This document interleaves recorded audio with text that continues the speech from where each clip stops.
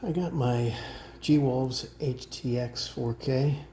It's been 1 day shy of 2 weeks. I'm gonna unbox it now. This is the box that it came in. Not the best box in the world, but kind of conforms to other boxes I've seen online from that company. Probably could do a little better at packing these things. Let's open it up and see. So inside we've got a little bit of bubble wrap on one side, and the HTX 4K. This should be the the ruby red version, which I like because it was kind of two-tone. So let's open this up and see what we got inside. Just take the corner of my scissors down the side here. Open this up. So it's got a good seal on it. This is dropping out pretty slow here. So looks like got some sort of pamphlet here, and what's this going to be? Skates or something? Let's see. Yeah, those are skates and things in there. The mouse here, that's really light. So doesn't quite look like the ruby red from the website. The one on the website looked a little blacker, but that's okay. Looks pretty good. I like that. Here's the dongle that comes with it, and as I understand it, this is micro USB on the dongle, but there should be a cable in here for the mouse, and the mouse cable is actually USB-C that plugs into the mouse. So everybody says that's kind of odd. I think it's okay. That's pretty neat. They give you a little brush here for, I guess, cleaning the mouse, since it's got so many holes in it. And I'll show you these. These look really nice. And this right here, I understood that this came with it too. It's extra battery. So I think that's really neat too. Let's see.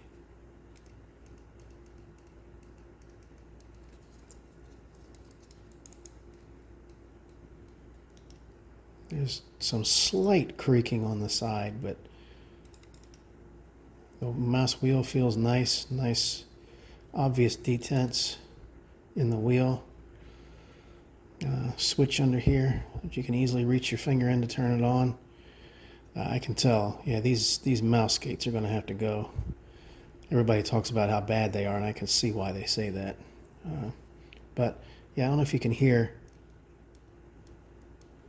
There's a little bit of flex here, right under if you squeeze the sides, but I'm squeezing pretty hard, and it's not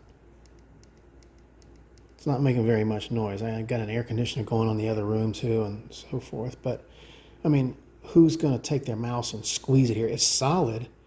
It just makes a little tiny bit of creaking sound, so I don't object to that at all. I mean, nobody's going to be putting pressure, like squeezing their mouse on the side like that. Buttons seem nice.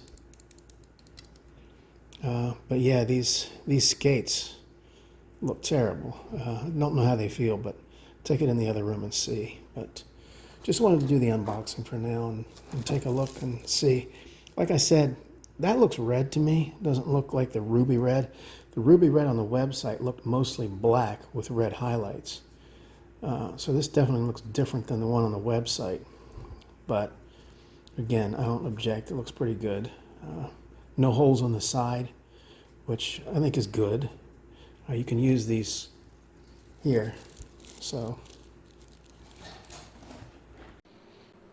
okay, I'm going to go over some of the software aspects and how to get your HTX 4K started, because I know this video would have helped me it didn't really take me that long, maybe 30 minutes to get everything set up, but I had to go kind of find stuff. So I'll walk you through that here. I won't go over the details of the mouse. Other people have done that.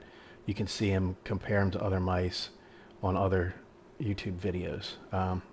I will just comment that mine came in at around 42 grams after I put the two side grips on it, because I just wanted the two grips on the side because I think it helps me figure out where my hand is on the mouse better. So after I installed those and the arced shaped skates that come with it, it was about around 42 grams.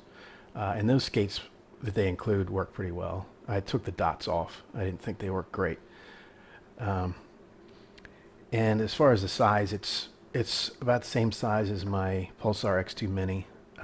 They're both smaller than the Logitech Superlight. The build quality looks really good. I don't have any problems at all with mine, so I'm pretty impressed with it.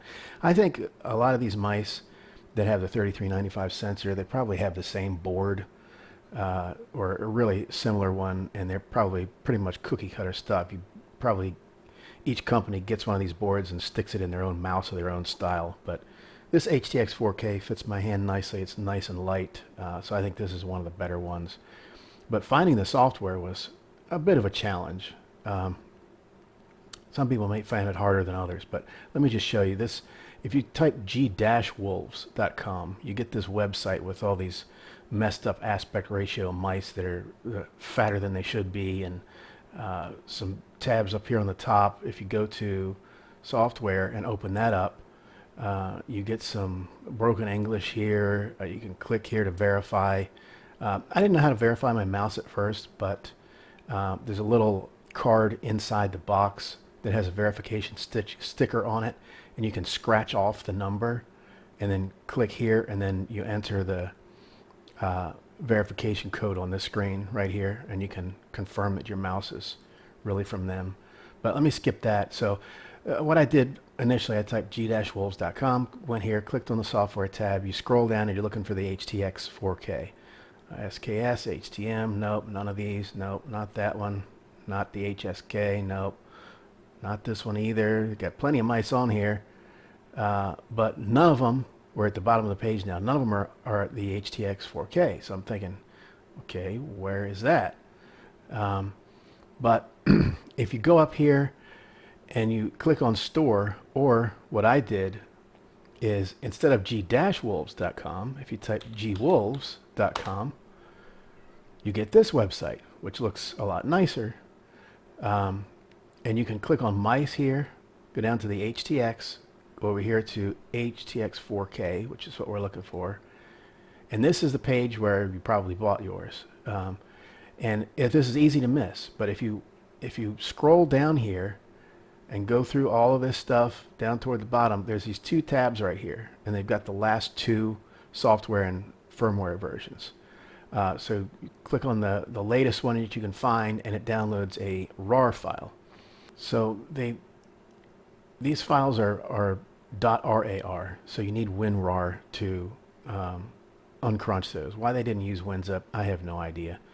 I mean, I think they should have used zip files, but you can download WinRAR for free, just a trial, and all you need is a trial to uncrunch this. You know, what you're going to do next time, I don't know. They'll probably make you buy it, but anyway, that's silly. But once you download these .rar files and you get WinRAR, so you can see what's in them, you uncrunch what's in them, and there's two more .rar files inside this RAR file. And once you uncrunch what's in those, you get these 5 files. So anyway, you're down to this. You can put all the files from both of the .rar files that are inside the main RAR file and put everything in one folder so you can see what's in here. They've got the mouse firmware, the receiver firmware, and 3 other files. So the way I did it, I started out, I didn't install the software first. Well, there's really nothing to install. I'll get to that in a minute. I opened this, and you can see the instructions, and I followed these to the letter because I was afraid, you know, language barriers being what they are, whatever, I better follow these exactly. So I did exactly every single step. Even when you think that maybe you don't have to do that, I still did it anyway. it says unplug the mouse cable of the wireless mouse from the computer. So I had the cable still plugged in, but the mouse wasn't connected to it. I figured that's good enough, but you know what? I'll just unplug it just in case. So follow these steps exactly. What happens is you run this, let's say you're running the receiver firmware first, which I did. And the receiver firmware, when you run this file, it just sits there. It looks like, it's doing nothing. Do I need to click on something? No, just be patient. Just click on this file to open it, this exe, open it, and just wait. And eventually, after a minute or two, at least, mine came up and had the green word pass, P-A-S-S on it. And then you can unplug the receiver, blah, blah, blah.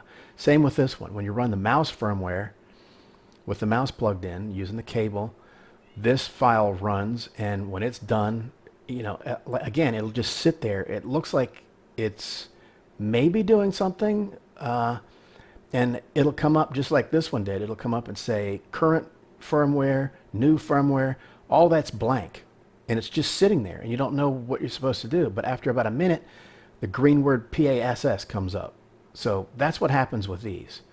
All right, that's done. So you've upgraded your firmware, and you can put the software in here. I say put the software in here. I can't say install, because here's the software that runs your mouse UI, and you need these two files together. You need this DLL and this exe.